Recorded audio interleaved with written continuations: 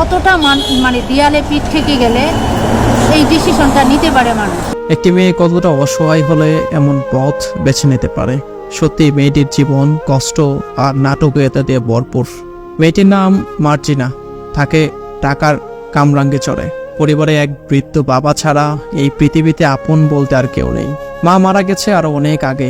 বৃদ্ধ বাবার ঔষধ এবং খাবারের দায়িত্ব এখন মার্জিনার উপর।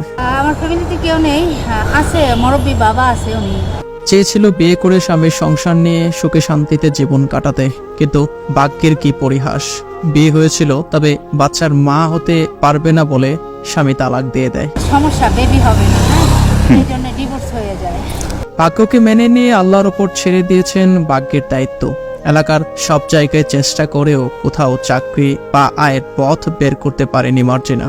শত শত দোকান আর ডিপার্টমেন্টাল স্টোরে চাকরির খোঁজ করেও লাভ হয়নি। সবাই বলেছে পরিচিত ছাড়া চাকরিতে নেওয়া যাবে না, কিন্তু এই 2 কোটি মানুষের শহরে মার্জিনার আপন বলতে কেউ নেই। মলে গেছি, অনেকেই বলছে যে জামানত লাগবে, তো আমার তো এখানে কেউ নেই। অবশেষে কোনো পথ না পেয়ে দেয়ালে পিঠ থেকে যায় মার্জিনার। বেছে নেয় ঢাকা শহরে ফুড পান্ডার খাবার ডেলিভারির চাকরিটি। ভাগ্যের কি পরিহাস দেখুন। ছোটবেলায় যে মেয়েটি পুরুষ দেখলে ভয় পেত, সে এখন শত শত মানুষের খাবার ডেলিভারি দেয়। চেয়েছিল মহান আল্লাহর ইবাদত আর পর্দায় থেকে জীবনটা শেষ করে দিতে, অথচ বেঁচে থাকার জন্য তাকে নামতে হলো রাস্তায়। সারাদিন 7 থেকে 8 ঘন্টা সাইকেল চালিয়ে খাবার ডেলিভারি করে মার্জিনা।